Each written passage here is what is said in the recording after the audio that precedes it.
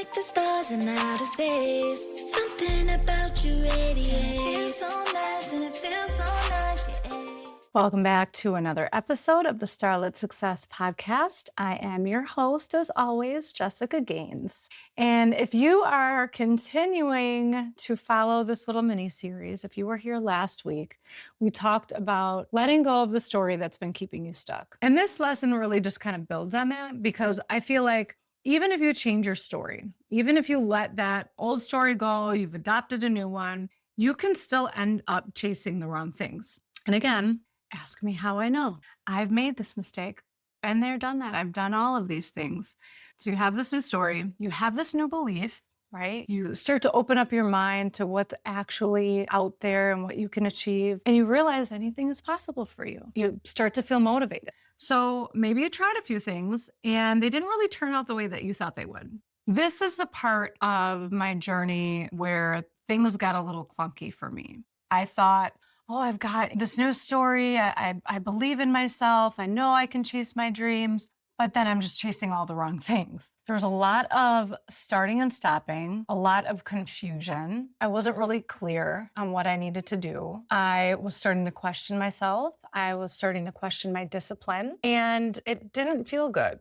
You know, it's like you finally let go of this old story. You finally have this belief in yourself, and then you hit another roadblock. So in this episode, I want to talk you through the next major shift that has to happen in order for you to actually be able to pursue your dreams. This is what honestly shifted everything for me. I mean, having this new story and having the belief in myself, obviously you need that to get started. Otherwise, if you don't believe in yourself, you're not going to start anything. But this is what keeps you going. This is like that battery in your back that makes you go no matter what.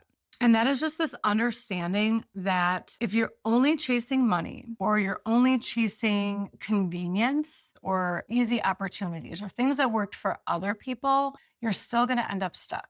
You're still going to end up unfulfilled. And how when you combine your purpose with your passion, that is the secret sauce. That is what makes you unstoppable. And that is something I had to learn the hard way. And I told you guys, I don't like learning the hard way. I don't want to learn the hard way. And I don't want you to learn the hard way. So I'm trying to make it easier for you. That's one of the biggest mistakes that I made, just chasing money. I just saw opportunities and was like, oh, this looks like a good opportunity. This looks lucrative. This looks like something I could do. Let me try it. So whatever looked good or whatever looked like it might fit my natural talents or my genuine interests, I would try it. What I didn't pay attention to, what I was always looking at, what looked good on the outside, what someone else was already doing, something that didn't necessarily align with who I truly was. Maybe it was something that I had some interest in, but it wasn't something that really, really filled me up. So I mentioned previously the real estate tax investing, which turned out to be so freaking boring. I mentioned the whole social media influencer. I still kind of giggle at that. No knock on anyone else doing it. But for me, I started to feel like a circus clown, like I was performing for everyone every day. And I didn't like that. The Airbnb. That one genuinely scared me. I didn't want to go into debt just to buy a property and start something. I had no idea what I was doing. But anyway, all of the things that I tried worked for other people. I'm sure they work for many people, but I discovered that it wasn't aligned with me. It wasn't something that I truly wanted to do. And I wasn't taking the time to get to know myself. I was just like, oh, okay, anything's possible. I believe in myself. Let me just try everything. And then flop. And then right back to square one. Over and over and over again. But had I taken the time, and I did eventually years later, but had I taken the time right away to get to know myself and to look inward and figure out what truly lights me up, what do I really love? Like, who am I? What is something that I can stick with long term? But, I try not to beat myself up too much because a lot of people do this. We want safety. We naturally want to be safe. So if we can see something that's working for someone else and it's already a proven path to success, then why wouldn't we want to try that? That seems a lot easier than trying to dig up who we are, learn about who we are, and then take a risk on something that maybe hasn't been proven yet. But now, looking back, it's kind of crazy if you think about it, that we think betting on ourselves is riskier than going to work for someone that we barely even know. Isn't that crazy? Society says, going to work for a company is the standard way to go. But if you want to do something on your own, then, you better have a backup plan. How are you going to guarantee that's going to work? But it's yourself. You're betting on yourself. Anyway, I'm going to go on a tangent there. But what I learned the hard way is that just chasing opportunities, chasing money, things that look good, things that just look fun, things that look easy to start, those are the ones that usually don't stick. And what I discovered in my own journey is they just get old after a while. The excitement fades. They don't bring you the fulfillment that maybe you were looking for. To me, it's like if it's not firing you up, if it's not exciting you, and then on top of it, if you don't have a bigger why behind it, it's not serving you any kind of purpose, what tends to happen is you end up just creating another job for yourself. It just ends up starting to feel like work. And maybe you are successful with it. Unlike me, maybe you find some success with it. But I feel like over time, it's probably just not going to feel good. And then you wonder why it didn't feel like you thought it would. I did. I wondered. I'm like, why doesn't this feel like good? I feel like this is just one more thing I have to do now. This isn't feeling any better than what I'm doing at my 9 to 5 every day. What is the point of trying that if you're feeling the same way? It's kind of pointless, right? And like me, if you're not making money, you're not feeling good about it, it's a lot easier to quit. It's a lot easier to quit when you're not seeing any results and when it feels like work every day. But what I find so interesting is that doing the podcast, creating all of this content, inspiring all of you, coaching all of you through this, I don't make any money. I'm not making any money. In fact, I'm spending money to do this. And not only am I spending money, I'm spending time, I'm spending my energy, my focus, and I'm not getting anything back in the form of my compensation, but it's the way it makes me feel. I am so much happier doing this than I was doing any of the things that actually brought me money. I thought that if I followed money, that money equals freedom and that freedom equals happiness. And that I learned is not actually true. You create your own happiness by doing what you love every day. And I hope everybody finds that. When you do something that you love and you have that sense of purpose and that bigger why, something beyond yourself, you're going to push through challenges. I continue to face challenges with this, but it's so much easier to overcome. And I never understood that until now. When I faced challenges and the other things that I pursued, I tended to quit. I gave up. It was too hard. It wasn't worth it. It wasn't worth it to me. Like it's already feeling like I'm forcing it. And now I'm facing all these challenges on top of it. Next, I'm done. It has to feel aligned. It has to feel right. And that's not something that anyone will know but you. When you're able to combine both, when you have something that you just absolutely love to do and it just brings you so much fulfillment, it's like your baby. Right. I think I've used this analogy before. And when you have a baby or a puppy or just something that you really care about, it's not always going to be easy. It's not always going to be easy, but you love it so much that you do whatever it takes to make sure that not only does it survive, but that it thrives. And when you have found this, when you have found your passion and your purpose, and when you've been able to marry them together, you start to feel so much more alive.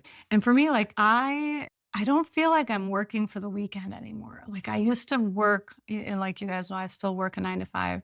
I don't feel like that anymore. I'm not like, oh, I can't wait for the weekend, because the stress that I feel in my 9 to 5 or the issues that I might go through in my 9 to 5 don't take up as much space as they used to, because I'm in creation mode. I'm in alignment with what I want to be doing. So yes, I'm able to separate the two. I'm able to kind of dissociate from it in a sense, because I know I have that baby to come home to work on. I feel like when you have such a bigger vision and you have this faith that there is something bigger for you out there, those stressful moments, they don't occupy as much real estate in your head as they used to. The annoying coworker, the person who cut you off on the road, that unexpected bill, you don't really care as much, right? They don't affect you like they used to. Your vision has just become so big. When you're in that creation mode, when you're building something that you're proud of, that naturally just keeps you in that state of flow and that high frequency that you're trying to attract in. I'm not saying that it's going to be unicorns and rainbows all the time,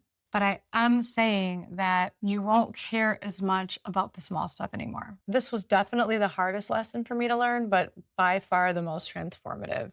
And the things that I can tell you are, start by noticing what already comes naturally to you, because your passion and your purpose are likely already showing up in some way, but you just haven't really tuned into what it is yet. For me, and for a lot of people that I've seen, it's likely something that you're already doing, but you don't think that it is special because it comes so naturally to you. And it's probably something that you're just so good at without even trying that it doesn't even feel like a skill. So for example, mine, what I never considered a skill was people coming to me for advice. I always have people coming to me, not only just for advice, but people are always coming to me to talk to me. I remember at one of my jobs, I used to complain about it actually, which I kind of feel bad now. I would always have people at my desk and I would be like, gosh, that's so rude. How do they not know that I have a meeting starting in 5 minutes or I've got work to do, right? I always have people at my desk. And then I started a new job. And the same thing was happening. And I was really busy. I always had meetings and stuff, but people were always at my desk. And it was usually just to talk, just, hey, how's it going? And to tell me about what's going on with them. And then I remember one night I went to dinner with my mom and dad, and I was, I guess, kind of complaining about it. I'm like, oh my God, I always have people at my desk. I have so much work to do and they don't even look at my schedule. They don't even see that I have a meeting starting in 5 minutes. It's so time consuming. And then I sat there and my parents are just looking at me. They don't even say anything yet. They didn't even react. And I'm like, oh my God, I'm the problem.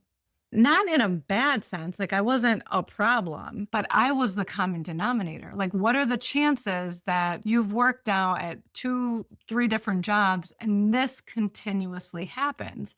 People are gravitating to me because they feel comfortable with me. They feel safe maybe with me. They like talking to me. So when I say that because I like to talk to, I love people. I love talking to people. I love giving them advice. I love connecting with people, but I never thought of it as something that I could pursue in this kind of a fashion, in this setting. And I didn't get it until I was always talking to my friends. I was always telling them about all the stuff that I learned, right? I would tell them like, oh, I just learned about this in my training, or I just learned about this in a book that I read. And they would kind of glaze over. And I'm like, okay, they're not interested in this. I feel like someone's got to be interested. So again, it was something that came naturally to me. I just wanted to talk about it and I wanted to share it, but I wasn't sharing it with the right people. So now I found my people. My mom is another good example. My mom always loved being a homemaker. When we were kids, she loved cooking, baking, cleaning, organizing, taking care of plants, like all the mom stuff that moms do. But she loved it. Like I do all of that stuff, but I definitely don't love cooking. I definitely don't like cleaning. I don't have any plants. That's just not my jam. But what she did is she actually worked for the public school system for over 30 years. And she did a complete career pivot maybe 7 years ago.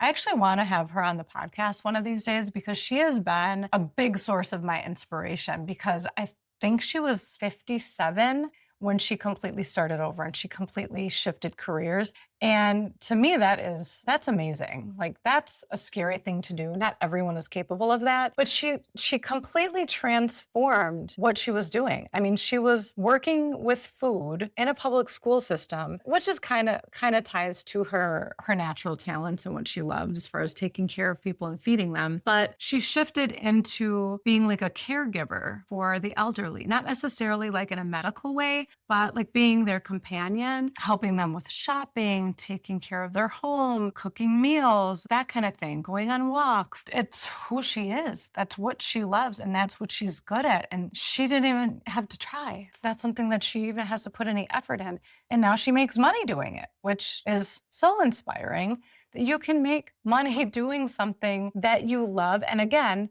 it brings her purpose. She feels so fulfilled by improving the quality of these people's lives. So reference episode 19. Start asking yourself some questions. Start asking, who are you? If you listen to that episode, not who are you as far as what roles do you play in life, but who are you inside? What lights you up? What do you want? And why do you want it? Start to learn about what you actually value in life. Think about the things that you're curious about. Think about, what do you have fun doing? You just need to get to know yourself on a deeper level and understand the level of impact that you want to make and maybe the problems that you care about solving. So this week, just start paying attention to what actually energizes you. Not just what looks good, not just what you see someone else doing, but what feels right to you. Another really good one is, what is something that you can do where you just get lost in? Like time just disappears. For me, I've learned that I've loved learning. I was always a good student in school, but now looking back, I realize I was a good student, but I wasn't learning the things that I want to learn. Now I'm learning the things that I actually want to learn, and I want to help other people learn it in a much easier and more relaxed way than going to a classroom all day. What conversations excite you? What are things that you can just yap about? Like this stuff, I obviously have a lot to say. I got a lot of thoughts. I want to talk about them to anyone that's going to listen.